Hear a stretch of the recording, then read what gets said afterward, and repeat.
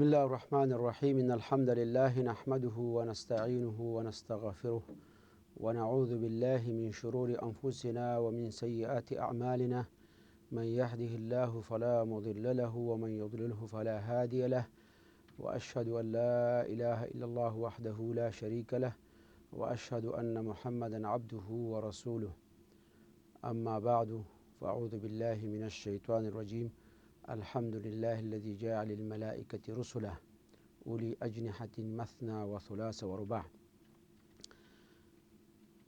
محترمو لیدونکو او اوریدونکو، زمون اوم درس چې دی هغه په ملائکو او په کتابونو باندې ایمان لرل دي. په لومړي پړاو کې با په ملائکو باندې ایمان لرل هغه شرح کوو. ملائکو باندې ایمان هغه په لاندې نقاطو یا لاندې موضوعاتو باندې راڅرخي. اول د ملائکو پیژندنه، دویم د ملائکو د پیدایش ماده، دریم د ملائکو شمیر، او څلورم په ملائکو باندې د ایمان لرلو کیفیت چې څنګه په ایمان لرو هغه د څلور شیانو نه بحث کوي چې په تفصیل سره شرح کوو. او همدارنګه د ملائکو وظایف دندې چې دوی څه مسؤلیتونه لري، الله په څه باندې مقرر کړي دي. همدارنګې د ملائکو صفات، خلقي صفات چې د حقیقي جسم لري که یو افسانه ده یا عقیده د اسلام په دې کې څه وایي. همدارنګې د ملائکو عمومي صفات چې دوی کم صفات لري هغې باندې بحث کوو. نو راځو اولې موضوع ته، د ملائکو پیژندنه. ملائک یا ملائکتون دا د ملک جمع ده او دا په معنا د رسالت وړونکي یا ارسال د الوکه څخه اخیستل شوې ده، پیغام وړونکي په معنا باندې راځي.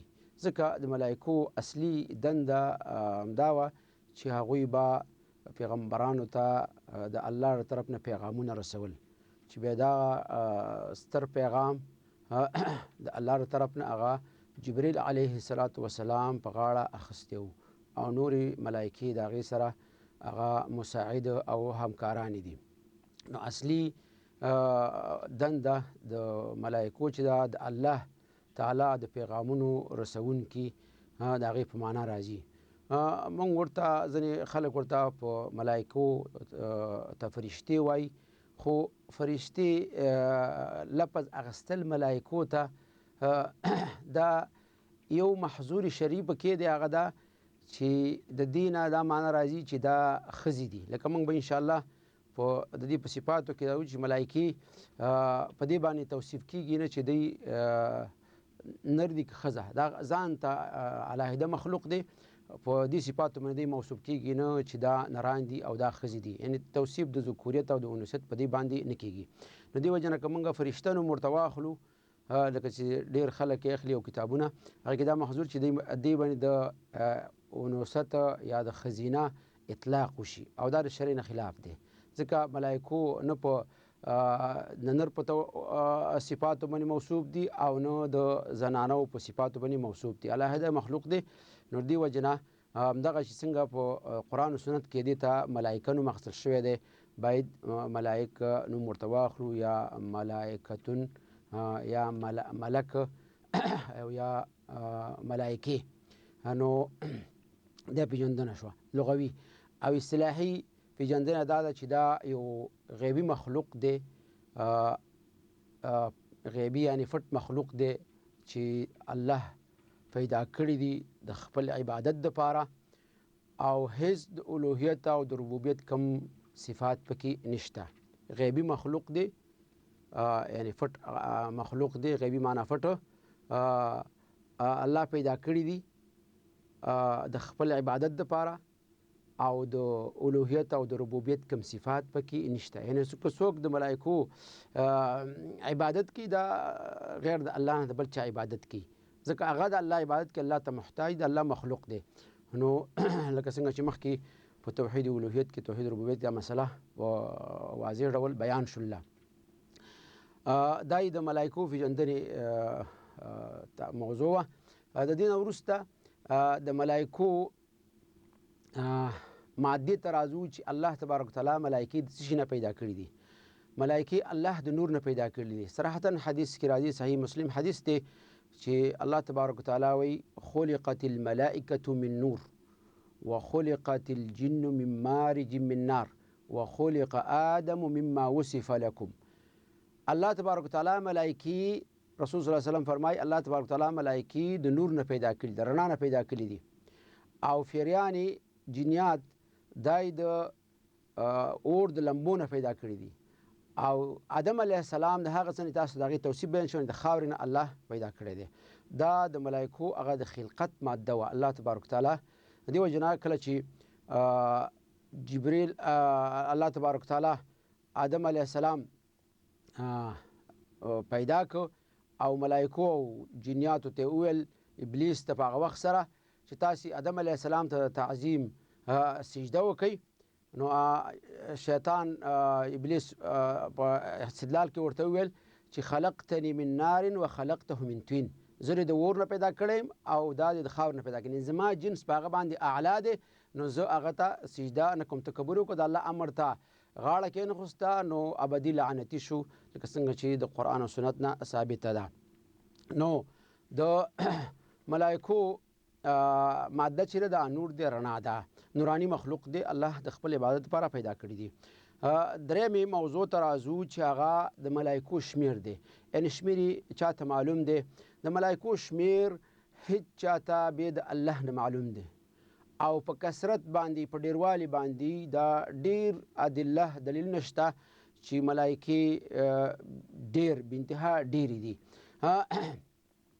اول خو دلیل دا دی چې هر انسان سره الله تبارک وتعالی دوه ملایکې هغه مقرر کړي دي چې هغه د هغه په اوږو باندې ناست دي، خیر او بد لیکي. یعنې هغه سره دوه ملایکې موجود دي، کرام کاتبین په قرآن کې استعمال شوی دی. نو انسانانو شمیر په اندازه چې څونه انسانان دي هغې سره هر یو انسان سره دوه ملایکې دي. بیا نور د هغې په کثرت باندې دلایل هغه دي چې نبي صلی الله علیه وسلم وایي چې زه چې کله معراج اسراء و معراج ته لاړم، ما ته الله تبارک وتعالی بیت المعمور وښود. بیت المعمور دا په اسمان کې د ملایکو د عبادت ځای دی. رسول صلی الله علیه وسلم وایي چې دې کې هره ورځ 80,000 ملایکې د الله عبادت کوي، یعنې 80,000 ملایکې راځي عبادت کوي، او چې ته وځي بیا ورته دوباره نمبر نه میلاویږي چې بیا راشي دوباره پکې عبادت وکړي. نو تاسو سوچ فکر وکړئ چې 80,000 ملایکې د ورځې پکې عبادت کوي، نو په میاشت کې به څونه او په کال کې به څونه او په 10 کالو کې او په 20 په 100 کالو کې، نو شمیر یې بې د الله نه بل چاته معلوم دی. دې وجې نه الله تبارک وتعالی فرمایي وما یعلم جنود ربک الا هو، د الله لښکرې بې د الله نه بل چاته معلومې نه دي. نو په کثرت ملایکې ډېر انتها ډېرې دي. دې وجې نه حدیث شریف کې راځي د چې دا ورځ د قدر چې د شپه د قدر چې ده، کله د دې د علاماتو نه یوه علامه دا ښي چې کله شپه د قدر تیره شي د هغې په سبایي باندې هغه لمر زیړ وي. علما ذکر کوي چې د دې سبب دا دی چې په دغې شپه باندې اکثرې ملایکې د اسمان نه ځمکې ته راکوزېږي. دې وجې نه قرآن کې سورة قدر کې چې الله فرمایي تنزل الملائکة والروح، راکوزېږي د ځمکې ته جبریل علیه السلام او ملایکې هغه راکوزېږي. نو کله چې بېرته اسمان ته خیږي، نو د کثرت د وجې نه، د ډېروالي د وجې نه هغه د لمر شعاوې او وړانګې هغه د ځمکې په ته نه پرېږدي، یعنې زیړ معلومېږي، هغه حرارت او یا هغه ډېروالی هغه کموي. نو دې وجې نه ملایکې بې انتها ډېرې دي. الله تبارک وتعالی د هر څه دپاره مقرر کړي د خپل عبادت دپاره، او په کثرت باندې ډېر دلیلونه دي چې نور هم دلیلونه موجود دي. د وخت د کموالي د وجې نه په دې باندې اکتفا کوو. بل زمونږ د درس موضوع چې ده هغه په ملایکو باندې ایمان لرلو کیفیت، یعنې څنګه موږ په ملایکو باندې ایمان ولرو. اول دا چې موږ باید د ملایکو په موجودیت باندې ایمان لرو. یو سړی وایي چې په ملایکو باندې ایمان لرو، هغه ته دا لازم دی چې د ملایکو په موجودیت باندې دا ملایکې موجود دي، ځکه موږ لیدلي نه دي. الله د دې ته موږ ته خبر را کړی دی، او موږ په دې باندې یقین باید ولرو. نو مؤمن باید په دې باندې ایمان ولري، یقین ولري چې ملایکې موجود دي. دویم د دې په صفاتو باندې چې دا ملایکې څه صفات لري، لکه مثلا جبريل علیه السلام رسول صلی الله علیه وسلم په خپل شکل کې لیدلی و. رسول الله جبريل علیه السلام په خپل شکل کې لیدلی و. 600 وزرې لرلي، یعنی مطلب دا چې ملایکې خپل صفات لري، وزرې لري. دې وجه نه ما چې کوم آیات ولوستو هغې کوي الحمدلله الجاعل الملائکة رسل اولی اجنحة مثنى وثلاث، خاوندان د وزرو دي، دوه دوه درې درې څلور څلور، ویزید فی الخلق ما یشاء. الله تبارک وتعالی د دې په پیدایش کې د دې په وزرو کې زیاتوالی راولي څنګه چې د الله خوښه شي. نو همدارنګې رسول صلی الله علیه وسلم وایي چې ما جبرائیل علیه السلام په د غار حرا نه چې کله واپس شوم ما ولیده په خپل شکل کې 600 وزرې لرلي، دا په کثرت باندې. دې وجې نه جبرائیل علیه السلام په ټولو ملایکو کې الله تبارک وتعالی ول ډېر قوت ورکړی او ډېر ښکلی شکل ورکړی او دا تشکیل. نو دا هغه صفات چې وزرې لري. بل صفات دا دي چې دوی ځانونه د انسانانو په شکل برابرولی شي. په دې باندې قرآن هم ډېر دلیلونه ذکر کړي دي او احادیثو کې هم شته. د قرآن نه مثلا اول دلیل دا دی چې مریم علیه السلام ته چې کله د عیسی علیه السلام د پیدا کولو لپاره جبرائیل علیه السلام ورغی، نو هغه د انسان په شکل کې ورغی.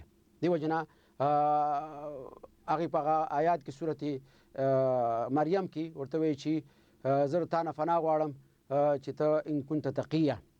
نو هغه ورته جبرائیل علیه السلام ورته وایي چې زه د الله رسول یم، استازی یم تا ته چې زه دې دپاره ما ته امر کړی شوی دی چې عیسی علیه السلام تعالی بچی درکړو چې هغه به عیسی علیه السلام یو دغه قصې واقعې ورته ذکر کړله. نو دا یو هغه خبره وه چې د عیسی علیه السلام په حق انشاءالله هغه چې په کتابونو کې په پیغمبرانو باندې ایمان راځي هغې کې به په تفصیل سره په هغې باندې بحث کوو.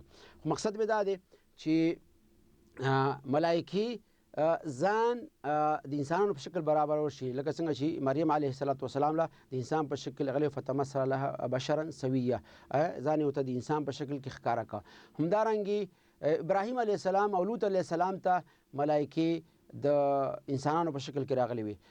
هغه ملایکې چې د لوط علیه السلام قوم د هلاکت دپاره الله را لېږلي وي، اول ابراهیم علیه السلام ته راغلي. ابراهیم علیه السلام ته چې راغلي قرآن به دې باندې ګواه دی چې میلمانه رال، ابراهیم علیه السلام لاړ، خوسی ورته حلال کړ، هغې ورته ورید کړ، په سکروټو باندې را ورمخې ته ورته کېښوسته، ورته ویل چې ولې خوراک نه کوئ الا تاکلون. نو هغوی خوراک نه کوي ځکه ملایکې خوراک نه کوي، خوراک څښاک نه کوي. الله همداسې یو مخلوق پیدا کړی دی. نو آیات کې فاوجس منه خیفه، نو ابراهیم علیه السلام ته داسې ویره پیدا شوله چې څنګه دا خلک دي او خوراک نه کوي. وروسته به ورته خبر ورکړه چې موږ ملایکې او موږ دې دپاره هغې ته خبر کړو چې د لوط علیه السلام قوم به موږ هلاکوو. نو بعد د هغې نه هغې ته چې خبر ورکړو، ځکه لوط علیه السلام د ابراهیم علیه السلام وراره او الله تبارک وتعالی د عراق ښار چې صدوم ښار نومیږي هلته لېږلی، په عراق کې یو صدوم ښار هغې ته لېږلی او ابراهیم علیه السلام پخپله په فلسطین کې و. نو د هغه ځای نه لاړ لوط علیه السلام ته، هغه ته هم په همدغه شکل کې ورغلی، هغې ته یې وویل چې الله دا قوم هلاکوي، دا ستا قوم هلاکوي، ته به ځې سهار د وخته به د کلي نه وځي او ښځه به دې پاتې کېږي. هغه چې هغه د سړو په شکل کې ودرالې، ځوانانو په شکل کې ودرالې او قصې واقع قرآن ذکر کړې ده.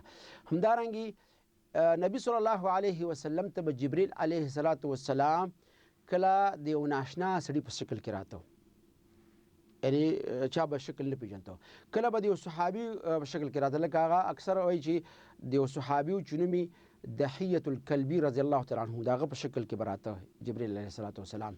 او مشهور حدیث لکه جبرائیل حدیث دی چې نبی صلی الله علیه وسلم له سړی راغی، عمر رضی الله عنه وایي چې موږ نبی صلی الله علیه وسلم سره په مسجد نبوي کې ناست وو، درس راکوو، په موږ کې یو سړی رانووتو، سپینې جامې په غاړه دي او هیڅ د سفر کم علامات پې نه څرګندېږي او څوک یې پېژني هم نه.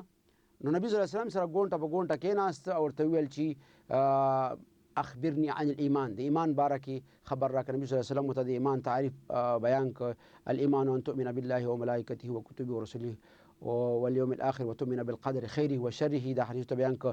بیا ورته وایي اخبرني عن الاسلام، بیا د اسلام تعریف ورته بیان کړ. بیا ورته وایي اخبرني عن الساعه، بیا د احسان په باره کې تپوس کوي، بیا ورته وایي د قیامت په باره کې. نو نبي صلی الله علیه وسلم ورته وایي چې المسؤول عنه ما المسؤول باعلم من السائل. هغه څه چې پوښتنه چانه کې هغه سوال کوونکی په هغې باندې زما ډېر پوهېږي، یعنې ما سره د قیامت علم نشته. بیا ورته جبریل علیه السلام وایي چې علامې راته وښیوه، بیا ورته علامې ښیي. نو مقصد مې دا و چې نبي صلی الله علیه وسلم له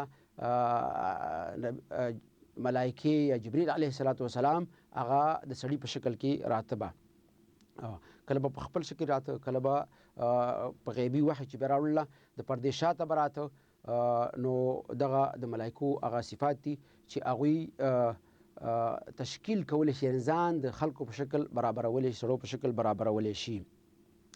همدارنګې دویم ایمان هغه په ملایکو باندې، دویم دغه چې هغه چې دوی کم اعمال ترسره کوي په هغې باندې باید موږ ایمان ولرو. دوی چې کوم اعمال سره کوي، ځکه الله تبارک وتعالی دوی ته مختلفې دندې سپارتي دي، دندې وروسته راځي، مختلفې دندې ورته سپارتي دي. نو باید موږ په دې باندې ایمان ولرو. هغه کارونه چې ملایکې ترسره کوي هغه د الله په امر باندې ترسره کوي او الله ورته دغه کارونه سپارتي. لکه مثلا د وحی ملایکه جبریل علیه السلام، د روح قبضولو ملایکه ملک الموت، د مرګ فرښته چې ورته وایي، د غرونو ملایکې شته، د نباتاتو ملایکې شته، د وریځو ملایکې شته. سبحان الذي يسبح الرعد بحمده والملائکة من خیفته. دا ټول هغه دندې چې الله تبارک وتعالی ملایکو ته سپاري دي، په هغې باندې هم باید ایمان ولرو چې کوم په قرآن او سنت کې هغه ثابت دي. بل دا چې ملایکې چې دي هغه الله عبادت کوي، هېڅ سړی ستومانین لري، ستړي کېږي نه، او همیشه د الله عبادت کوي. د الله عبادت شپه او ورځ، ځکه له انسانانو په شان ته خوب نه، لکه څنګه چې صفاتو کې راځي، همدارنګې ملایکې همیشه د الله عبادت کې شپه ورځ او ستړي کېږي نه. دا یې بل صفات دی. نو دا اعمال دي، په دې باندې موږ باید ایمان ولرو. د دې نه وروسته څلورم عنوان چې موږ سره دی هغه د ملایکو دندې وظایف. ملایکې کومې دندې لري؟ ملایکې ډېرې دندې لري، خو دلته موږ هغه مشهورې دندو ته اشاره کوو. ملایکې پیغمبرانو ته وحی راوړله، ملایکې د انسانانو روحونه قبضوي، ملایکې نباتات شینکي باران وروي، لکه اسرافیل دغه دا جبریل علیه السلام وحی راوړي. اسرافیل علیه السلام د قیامت د دوباره پاڅېدلو یا د قیامت د راتلو هغه شپېلۍ یا تونل چې ورته وایي، په هغې کې په پوکې کې او په دې باندې به اولې پوکي سره به ټول خلک هغه ختمیږي او یو الله به پاتې کېږي. ویبقى وجه ربک ذو الجلال والاکرام. او دویم پوکي سره به ټول خلک د قبرونو را پاڅېږي. نو دا د ملایکو دندې دي چې الله ورته سپارتې دي. همدارنګې ملایکې د غرونو ملایکې دي چې الله په غرونو باندې مرګ کړي، نباتاتو ملایکې دي، په شینکیو باندې وریځو باندې ملایکې الله مقرر کړي دي. هغه ملایکې چې لیکل کوي، لکه موږ مخکې د اشاره وکړه، اعمال د انسانانو لیکي. همدارنګې دنده د ملایکو هغه دي چې د زنانو په ارحام باندې مقرر دي. لکه حدیث شریف کې راځي، نبی صلی الله علیه وسلم فرمایي چې کله چې انسان د مور په ګېډه کې د 4 میاشتو شي، الله تبارک تعالی فرشته ملایکه ورته ورلیږي، په هغې کې روح واچي او د هغه اجل ولیکي، د هغه رزق لیکي، او د هغه سعادت او شقاوت چې دا به نیکبختي او بدبخته وي. دا 4 شیان د مور په ګېډه کې انسان ته لیکل کېږي. هغه ملایکې هغې دپاره خاص بې نورې ملایکې دي. همدارنګې هغه ملایکې چې د انسانانو دپاره بخښنه غواړي، د علماو دپاره، د قاریانو دپاره. نور ډېرې دندې د ملایکو دي چې خاص دندې الله ورته سپارلي دي. دا معنا دا نه ده چې دا کارونه الله نشي کوي، نه، دا کارونه الله کوي په حقیقت کې، او د دوی په واسطې سرته رسوي. ملایکې هم د الله د امر نه خلاف، دې وجې نه د دوی په صفاتو کې ویفعلون ما یؤمرون، دوی هغه څه ویفعلون ما یؤمرون کوي، هغه څه چې په دې ته امر کېدی شي. د الله د امر نه د ذرې قدر ته هم خلاف نه کوي. الله تبارک تعالی هم د دې دپاره پیدا کړي دي، خاص نوراني مخلوق دی، همدغه دندې دي. همدارنګې د ملایکو خلقي صفتونه، بل عنوان چې موږ سره دی د ملایکو خلقي صفتونه. دلته دا مسله علماو ځکه دې دپاره ذکر کړله چې پخوا داسې یو خلکو کې داسې یو عقیده وه چې دی به دا ویل چې دا ملایکې او شیطان دا حقیقت نه لري، یعنې داسې عقیده به ساتله چې ملایکې او شیطان دا حقیقت نه لري، بلکې دی به دا ویل چې ملایکې چې دي دا په انسان کې د خیر یو ماده ده، یو خیر یو قوت دی چې که انسان کې دغه د خیر ماده غالبه شي هغه خیر کارونه کوي، او شیطان چې دی دا د شر یوه ماده ده، کله چې انسان کې دغه د شر ماده غالبه شي هغه د شر کارونه کوي. خو دا د قرآن او سنت او د مسلمانانو د اجماع نه خلاف کار دی د هغې د عقایدو، ځکه قرآن کې صراحتا د ملایکو وجود باندې دلایل نه راغلي چې دا حقیقي مخلوق دی، الله پیدا کړي دي، جسمونه لري، وزرې لري، لکه لاندې دلیلونه پې ذکر کړي، لکه ما چې کوم آیت الحمدلله فاطر السماوات والارض جاعل الملائکة اولی اجنحة جاعل الملائکة رسلا اولی اجنحة مثنى وثلاث ورباع. الله تبارک تعالی سورة تور کې دا وایي چې پاکي د هغه ذات ته چې ځمکه او اسمان پیدا کړي دي او ملایکې خپل استازي ګرځولي دي چې هغه وزرې لري، دوه وزرې لري، درې وزرې وزر لري. همدارنګې ملایکې د جنتیانو په صفاتو کې راځي چې ملایکې به هغې داخلیږي، هغې باندې به داخلي والملائکة یدخلون علیهم من کل باب، ملایکې به په هغوی باندې د هر طرف نه دروازې نه داخلیږي او ورته وایي سلام علیکم بما صبرتم فنعم عقب الدار، سلام دی په تاسو باندې. اوس که ملایکې حقیقت لري نو دا سلام چا اچو؟ دا ټول په دې مدلالت کوي چې ملایکې یو حقیقي مخلوق دی. همدارنګې نبي صلی الله علیه وسلم حدیث کې فرمایي، مشهور حدیث دی، وایي کله چې ورځ د جمعې شي نو ملایکې راشي د جوماتونو په دروازو کې کیني، خپل کتابونه کلاو کړي، او هغه څوک چې مخکې د دې نه چې امام منبر ته نه ختلی د هغې اجر او ثواب لیکي. نو اول فالاول یعنی څوک چې اول لای د هغه ثواب ډېر لیکي، بسې تر دې چې تر دوی پورې دا ملایکې د جوماتونو په دروازو کې ناست دي او هغه خلکو راتلو لمونځ کوونکو اجر او ثواب لیکي تر هغې چې امام کله منبر ته وخیږي. نو کله چې امام منبر ته وخیږي ملایکې خپل کتابونه راغونډ کړي او خطبې ته غوږ کیږي. نو دا ټول په دې دلالت کوي چې ملایکې یو حقیقي مخلوق دی چې په دغه حدیث کې ذکر شوی دی او جسمونه لري، لیکل کوي، الله د دغې کارونو دپاره پیدا کړي، دا کارونه پې سرته رسوي. همدارنګه نور د ملایکو د حقیقت دپاره نور دلیلونه هم زیات دي. کومې ملایکې چې پیغمبرانو ته راتللې او هغوی ته پیغامونه راوړه، همدارنګې لکه مخکې د ابراهیم علیه السلام او د لوط علیه السلام دغسې واقعه ذکر شو، نو دا ټول په دې دلالت کوي چې ملایکې یو حقیقي مخلوق ته جسمونه لري او دی کم اوهام او کم ماده داسې نه ده چې هغه د شر او د خیر ماده لکه څنګه چې بعضې فلاسفه دا عقیده لري. نو دې وجې نه ملایکې حقیقي مخلوق دی، باید موږ په دې باندې عقیده او ایمان ولرو چې دوی جسمونه لري او د الله مخلوق دی، نو دغې کارونو دپاره پیدا کړي دي. همدارنګې د ملایکو عمومي صفات چې دا زموږ په دې درس کې اخرنۍ نقطه ده او اخرنۍ موضوع ده. ملایکې عمومي صفات دا دي چې ملایکې الله تبارک وتعالی د وزرې لري، لکه څنګه چې مخکې ذکر شو، مختلف صورتونو نظام برابرولی شي. همدارنګې د ملایکو په صفاتو کې راځي چې دوی خوراک او څښاک نه کوي، لکه څنګه چې انسانان خوراک څښاک کوي هغوی دوی ته محتاج نه دي، خوراک او څښاک نه کوي. همدارنګې په دوی کې نارینه او ښځینه صفات هغې باندې نشي مسما کېدی او نه پرې توصیف کولی شي. یعنې مطلب ملایکې خاص مخلوق دی، نه په هغې کې نارینه شته او نه په هغې کې ښځینه شته، لکه څنګه چې زموږ په انسانانو کې دا موجود دي. دی بل صفات دی. همدارنګې بل صفات دا دی چې د هر قسمه حیواني شهواتو نه دی پاکې دي، د هر قسم حیواني شهواتو نه دی پاکې، لکه څنګه چې انسانان او حیوانات هغه لري.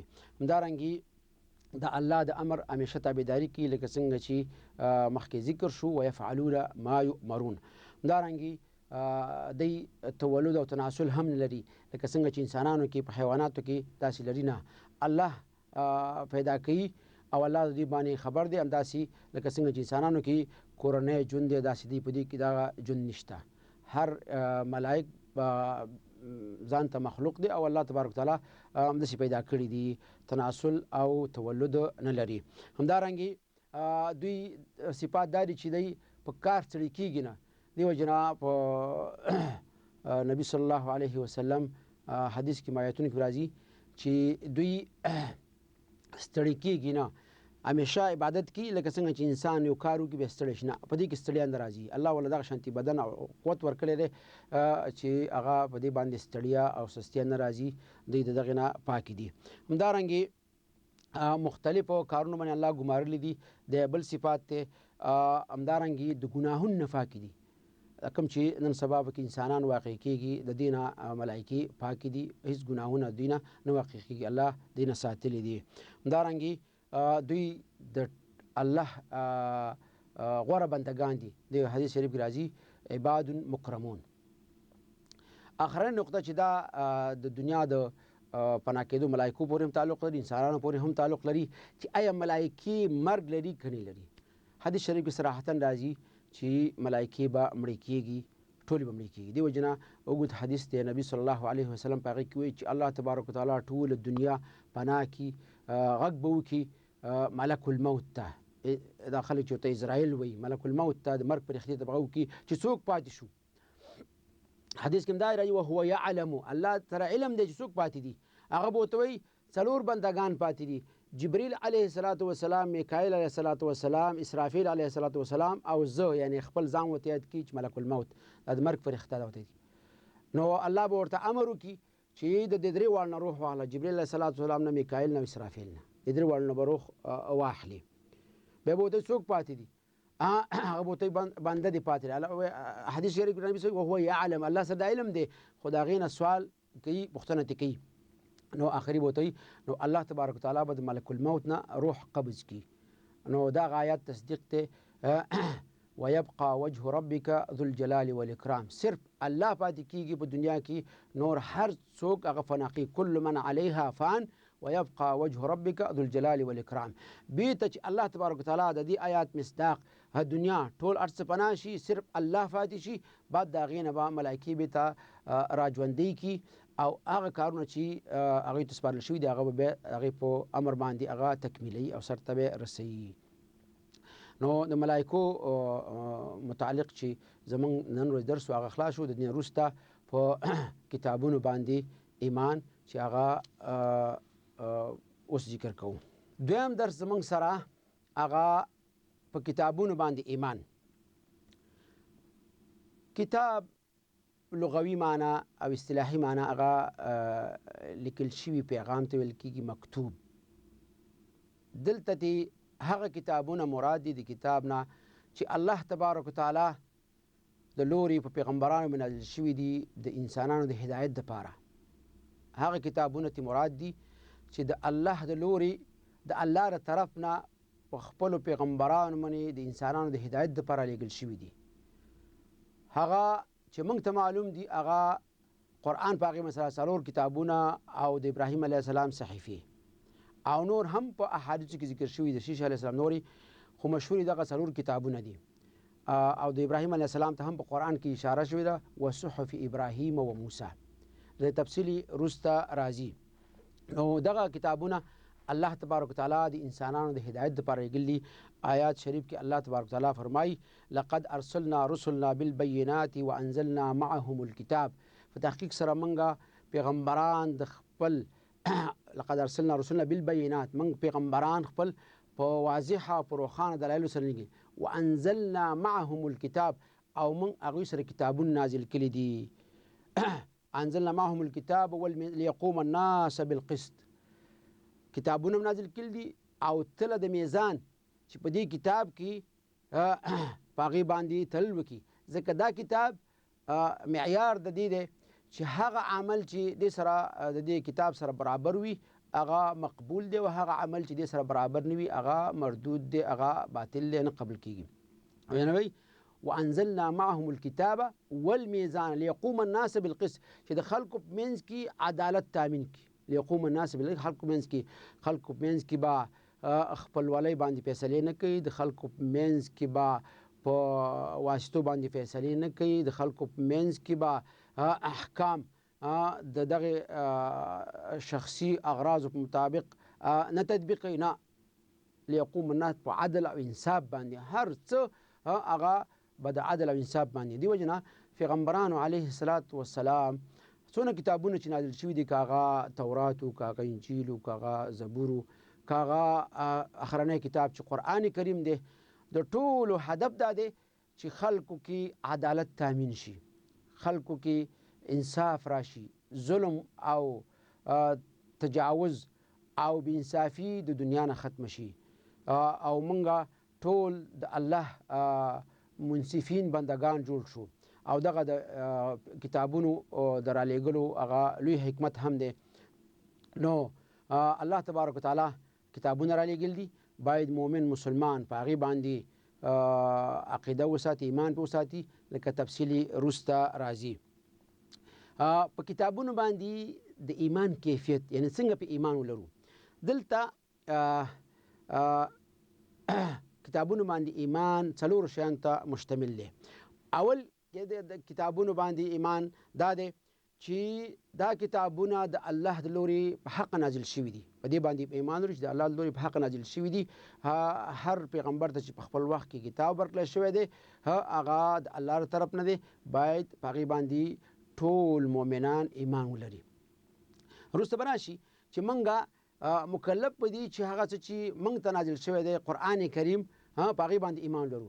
خو سره دی چې مخکنو کتابونو باندې ایمان به هم ورسره لرو، ځکه دا کتاب چې زموږ او ستاسو قرآن کریم چې دا د هغوی باندې حاکم دی، په دې باندې هغه منسوخ شوي دي، خو ایمان به پرې لرو. ځکه وروسته تورات هم بیا تحریف شوی دی، انجیل کې هم تحریف راغلی دی، هر طرح. خو موږ چې دلته ایمان لرو په اصل تورات باندې، په اصل انجیل باندې، په اصل زبور باندې هغه ایمان لرو چې هغه تحریف شوي دي. چې کوم تحریف شوي دي په هغې باندې موږ په دې باندې مکلف نه چې ایمان ولرو. چې کوم چې نن سبا نصواراو د انجیل په حق له کوم تحریفات کړي دي، یا یهودانو د تورات په حق له کوم تحریفات کړي دي.